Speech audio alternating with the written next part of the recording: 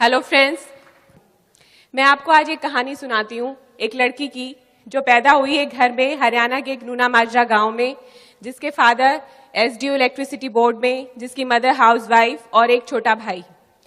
और जब वो लड़की बड़ी हो रही थी तो उसका सपना था कि वो कुछ बड़ा करेगी, आईएएस बनेगी या आईएफएस करेगी और खूब पैसा होगा, खूब नौकर चाकर होंगे और ऐश की जिंदगी होगी।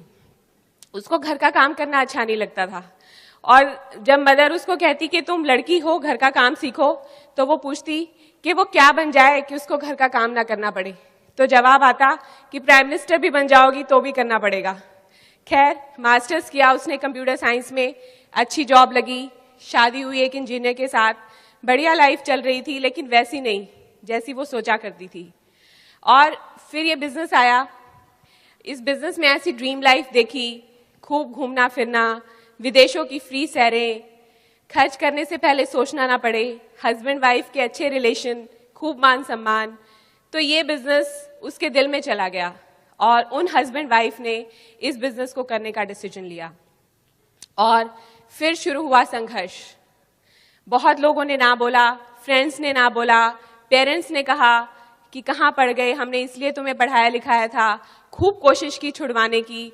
उस वक्त उस हस्बैंड वाइफ के पास चॉइसेस थी कि इस बिजनेस को छोड़ दें, अपने घुटने टेक दें, अपने सपनों से समझौता कर लें या टिके रहें और अपने ड्रीम्स पूरे करें।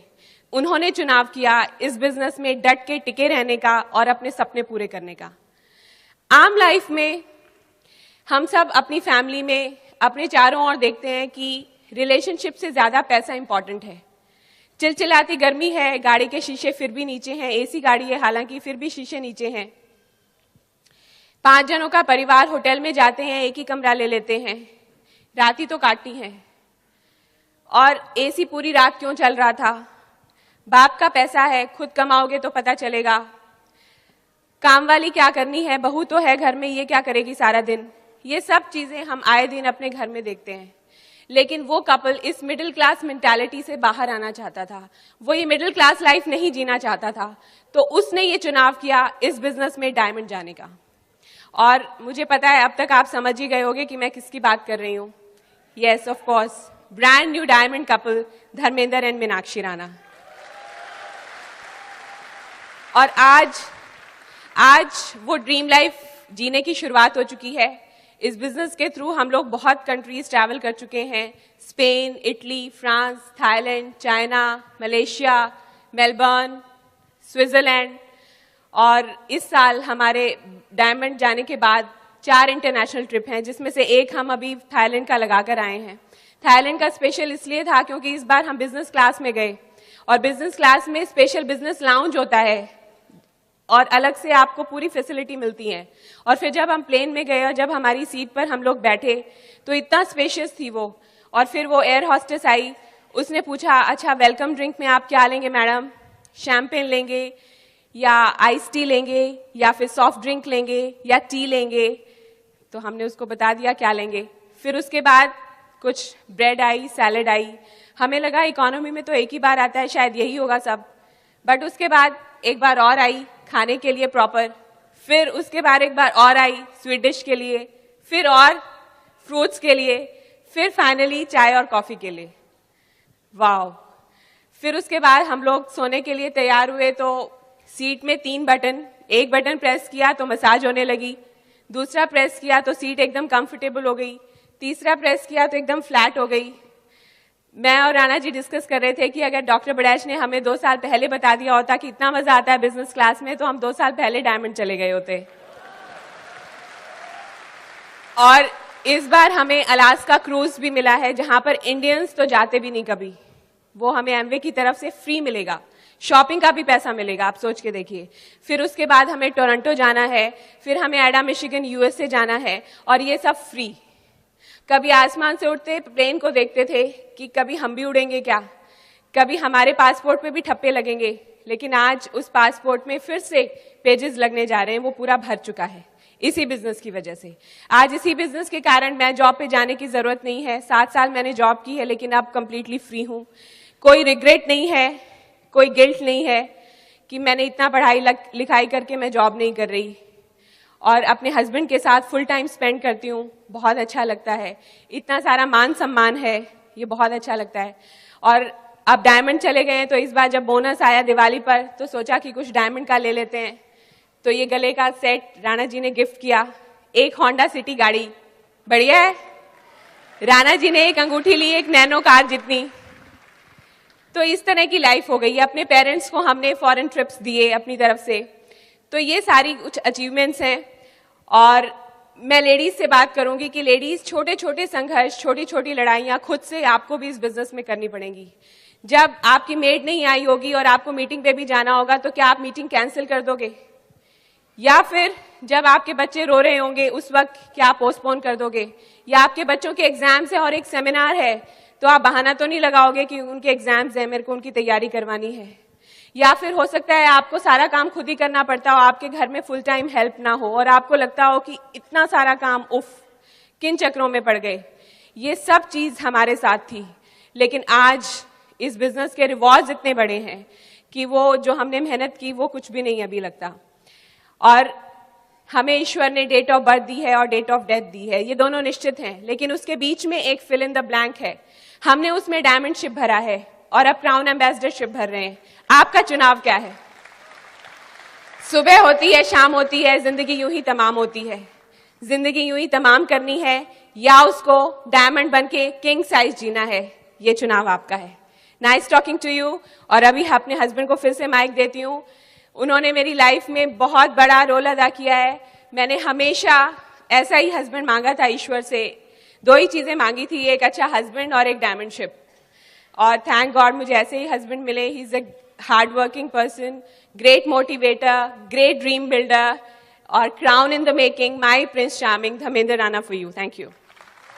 Wow, wonderful, amazing, amazing. और मैं हमेशा बोलता हूं कि जब मीनाक्षी बात करती है मैं मीनाक्षी को देखता रहता हूं। आप तो ऐसा नहीं कर रहे थे, आपको सुनना था, राइट? ओके, मेरा जैसे बताया नाम धर्मेंद्र राणा। मैंने सोनीपत हरियाणा के एक डिस्ट्रिक्ट है सोनीपत, उसका एक छोटा सा गांव है फिरोजपुर, वहां पे पैदा हुआ।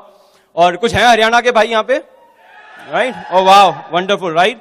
और मेरे फादर उस गांव के अकेले सिविल इंजीनियर थे। उन्होंने मेहनत की, पढ़ाई की, सिविल इंजीनियर बने। हरियाणा की अलग अलग सिटी में उनका ट्रांसफर होता रहा, हम भी उनके साथ जाते रहे और पढ़ाई चलती रही इसी तरह से। फिर 12th में आए तो सब लोग इंजीनियरिंग कर रहे थे, मैं भी इंजीनियरिंग करने चला गया मेरे फ्रेंड्स के साथ में। और इंजीनियरिंग खत्म हुई, इंजीनियरिंग खत्म हुआ और 92 में मैंने इंजीनियरिंग की थी। मैं लगभग 19.5 साल का था और जॉब लग गई। और जॉब लगी, मेहनत करना स्टार्ट किया, फिर रिश्ते आने शुरू हो गए। क्योंकि जब मैं इंजीनियरिंग में गया था तो मेरी वेट था 49 kgs, राइट? और वापिस आए तो 72 kgs हो गया था, राइट? है कुछ हॉस्टलर्स यहाँ पे, है ना? तो हॉस्टल में बहुत मस्ती की थी, फ्रीडम की लाइफ थी, है ना? और वापिस आए तो नौकरी लग गई। और हमारे जाट परिवार से हूं तो बोले जी छोरा गबरू जवान, है ना, नौकरी लग गई है, तो रिश्ते आने लग गए। और रिश्ते आने लगे तो क्या हुआ कि मेरे फादर ने एक प्रोफाइल बनाया, मेरी मदर ने एक प्रोफाइल बनाया, दोनों प्रोफाइल को जोड़ दो तो ऐसी लड़की, ईश्वर के पास कोई डाई नहीं है जिसमें वो लड़की बन पाए, राइट? इतनी ज्यादा रिक्वायरमेंट्स उनकी थी। तो लगभग 100 लड़कियां हम लोगों ने देखी, पेरेंट्स ने देखी, लेकिन कोई भी उनको जची नहीं, राइट? और वैसे बोलते हैं इस बिजनेस में भी कि हमेशा जो डायमंड है वो डेप्थ में मिलता है, तो मुझे कोहिनूर मिला डेप्थ के अंदर, राइट? और हमारी शादी हुई और शादी अच्छी चल रही थी, लाइफ कूल थी, 4 लोग 3 इनकम, दिल्ली में घर गाड़ी।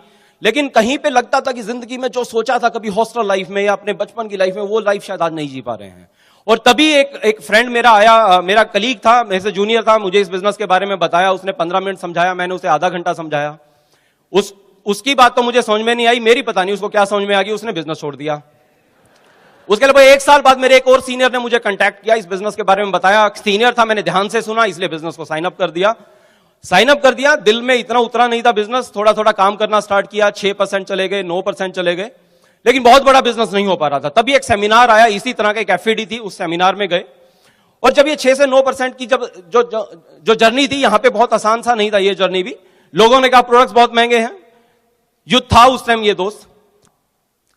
जब इतनी मेहनत कर रहे थे, सफलता नहीं मिल रही थी, तो पेरेंट्स ने बोला, फादर ने बोला कोई भी डायमंड चला जाएगा, बट धर्मेंद्र राणा तू डायमंड नहीं जाएगा, ये युद्ध था। मीनाक्षी के पेरेंट्स ने बोला मीनाक्षी को कि कहां बेटी को बाहर धूप में घुमाते रहते, कैसी काली होगी। युद्ध था दोस्त उस टाइम। बट मुझे ये उस टाइम तक लगता था ये युद्ध कहीं बाहर है, बट एक दिन समझ में आया ये युद्ध बाहर नहीं था, ये युद्ध तो खुद से था। ये युद्ध खुद से था दोस्त, किसी और से नहीं था। और आया कैसे समझ में उस एफईडी के अंदर? उस एफईडी में क्या हुआ मुझे यह समझ में आया, मेरे अंदर दो लोग लड़ रहे हैं, एक पॉजिटिव और एक नेगेटिव है जो मेरे ही अंदर है। और वो दो कुत्ते हैं, एक सफेद और एक काला है। जब भी ये लोग कुछ कहते थे, नेगेटिव देते थे, तो उस काले कुत्ते को खुराक मिल जाती थी।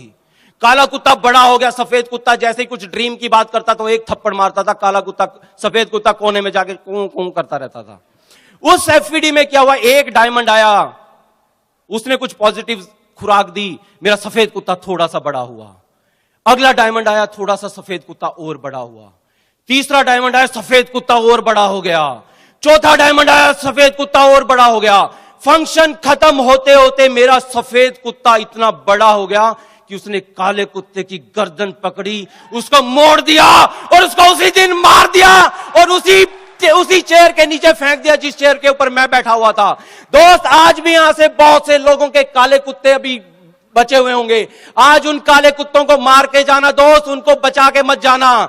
और सुबह मुझे पता है जब ये यहां पे सफाई कर रहे होंगे तो बहुत से काले कुत्ते कुछ कुर्सियों के नीचे मिलने वाले हैं। दोस्त, बहुत कुछ मिला इस बिजनेस में। अब मैं बताता हूं आपको क्या मिला इस बिजनेस में। इतने सालों की कहानी 30-40 मिनट में कैसे पूरी हो, बहुत मुश्किल है। लेकिन हमें मिला क्या, मैं आपको सबसे पहले बताऊं। ओके, मैंने डिसीजन कैसे लिया मैं आपको वो और बताता हूं। डिसीजन जो लिया वो बहुत इमोशनल डिसीजन होना चाहिए, बिना इमोशंस के बिजनेस नहीं चलता है। 5 साल बिजनेस में हो गए थे और हम थे 12% पर, 12% पे थे, राइट। इमोशनल ड्रीम नहीं था कोई। लेकिन हुआ क्या, वो इमोशनल ड्रीम एक रात को अचानक मुझे मिला जब मीनाक्षी रो रही थी। मीनाक्षी रो रही थी क्यों?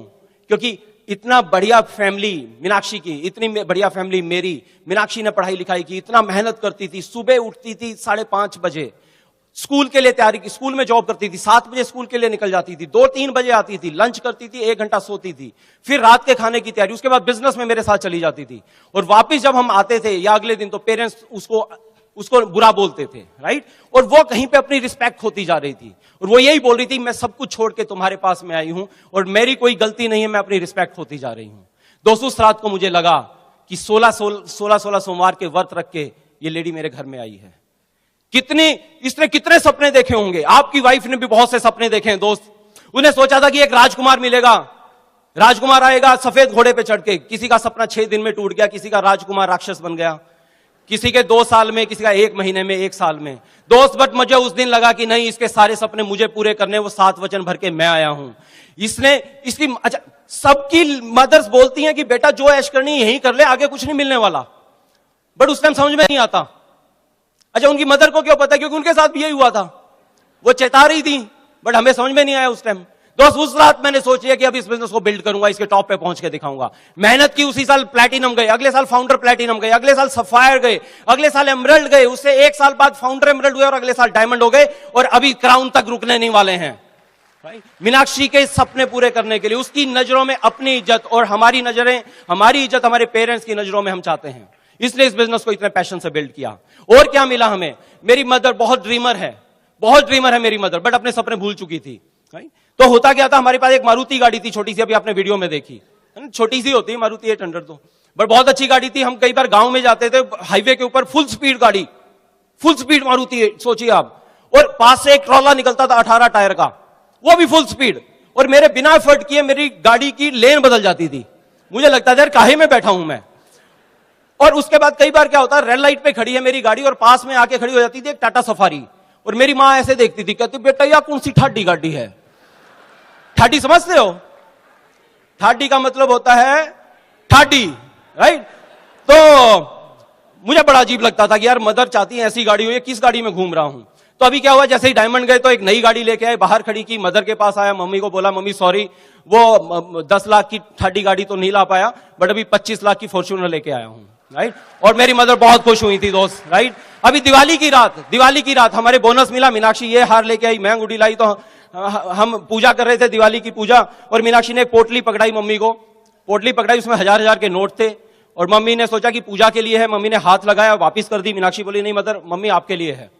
तो मम्मी बोली मेरे लिए? मैंने कहा हाँ मम्मी, मुझे याद है एक दिन आप फादर को बोल रहे थे बहुत दिन पहले कि जी कितने दिन हो गए जी, मैं तो वो डायमंड के है ना कंगन ही नहीं मैंने आज तक पहने हैं, है ना, मेरी ये इच्छा रह ही जाएगी।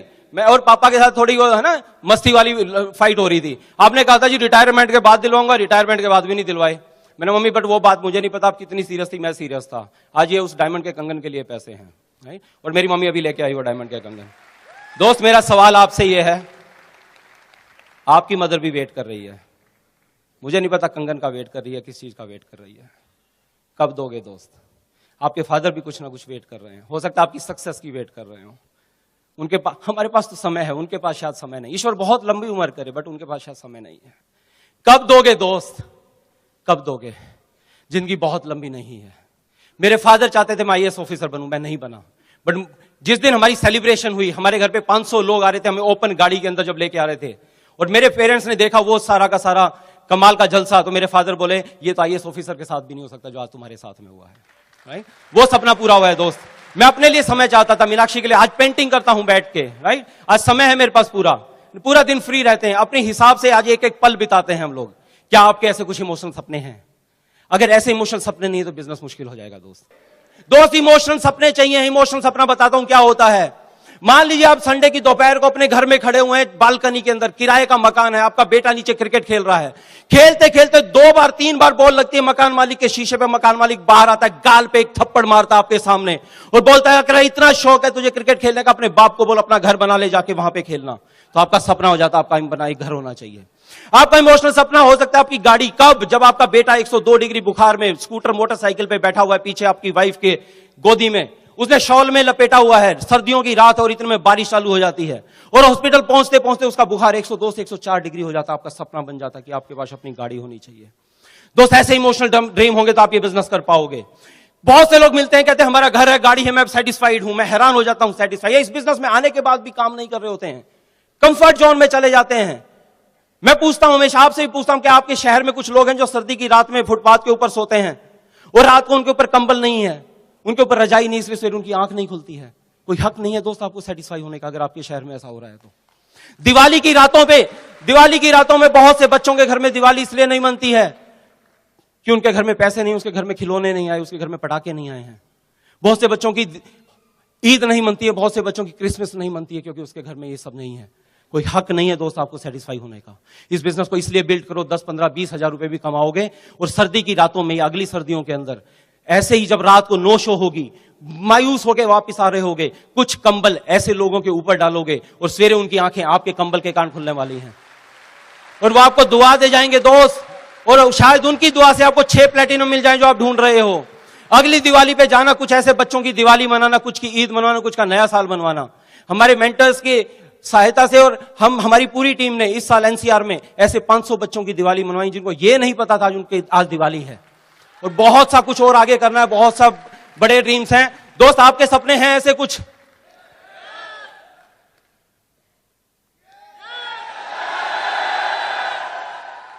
सपने हैं दोस्त? अगर कुछ सपने हैं तो आज एक मर्द की तरह से जाना, अपनी वाइफ की आंखों में आंखें डालना और बोलना कि इतने लोगों को, करोड़ों लोगों को छोड़ के तू मेरे घर में आई है, मैं तेरे सारे सपने पूरे करके दिखाऊंगा। अपने पेरेंट्स के पास जाना, अपने पेरेंट्स की आंखों में आंखें डालना, उनके पांव छूना और कहना कि आशीर्वाद दो, हम आपको डायमंड बन के दिखाएंगे। अपने बच्चों को बोलना कि इतनी दुआओं के बाद तुझे मैं लेके आया हूं इस धरती पे इसलिए कि तू सारे सपने अपने मेरे थ्रू पूरा करवाना चाहता है, मैं तेरे सारे सपने पूरे करूंगा। अपने अपलाइन की आंखों में आंखें डाल के आज वादा करके जाना कि जब तक जिएंगे डायमंड, कम से कम डायमंड बन के तो जरूर जिएंगे इस बिजनेस के अंदर। दोस्त लोग सर्दियों में प्लान दिखाने नहीं निकलते, मुझे कौफ्त होती है। लोग सैनिक सियाचिन पे -20, -30, -40 डिग्री में हमारी फ्रीडम के लिए लोगों की गोलियां खा लेते हैं। क्या हम कुछ लोगों को सर्दी की रातों में प्लान नहीं दिखा सकते अपनी फ्रीडम के लिए? दोस्त क्यों कोई यहां पे आके आपको मोटिवेट करे? क्यों आपको मोटिवेट करे? लोग बोलते हैं हमें कन्विंस करो। दोस्त मरने के लिए कन्विंस हो, हम जीने के लिए कन्विंस करें आपको? दोस्त कब जियोगे? पिछला जन्म चला गया, अगले का पता नहीं है और इस जन्म के भी बहुत से साल जा चुके हैं। जी लो दोस्त, क्योंकि जिंदगी मिलेगी ना दोबारा। हेलो फ्रेंड्स, अगर मेरा वीडियो अच्छा लगा तो please don't forget to like, share and subscribe my YouTube channel beanentrepreneur.com। Thank you.